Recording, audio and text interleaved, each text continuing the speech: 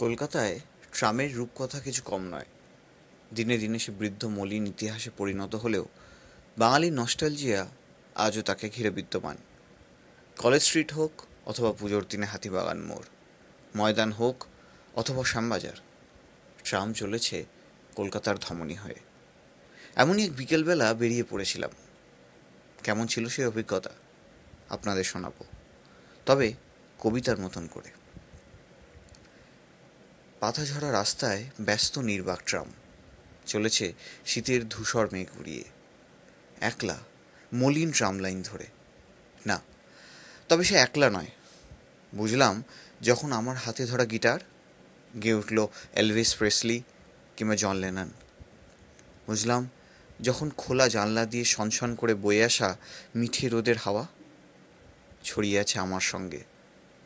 আছে কত মানুষ যারা আজও অবাক চোখে দেখে জীবনের এই স্বল্প মন্থরতা। হতে পারে সে মৃদুমন্থর, বয়সের ভারে গর্বিত তার প্রৌঢ় মন, তবু তবু সে রোম্যান্টিক ইতিহাসের পাতায়, কিংবা বসন্তের নিস্তব্ধ বিকেলে ময়দানের পাশে গুটি গুটি নিবিড় যাওয়া আসা। দেখছিলাম কেমন সুন্দর কালো রাস্তার সারি অভিবাদন দিচ্ছে, উঁচু উঁচু বাড়ি আর হোর্ডিং পোস্টারের গা বেয়ে ছুঁয়ে পড়া বিকেলের রোদ আমার পা বেয়ে ছড়িয়ে পড়ছে ট্রামের এলোমেলো নীরবতায়। হয়তো তুমি ভাবলে সুরমাধার অছিলায় চলে এলাম কত যেন দূরে।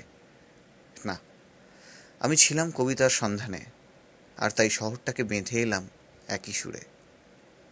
ধন্যবাদ।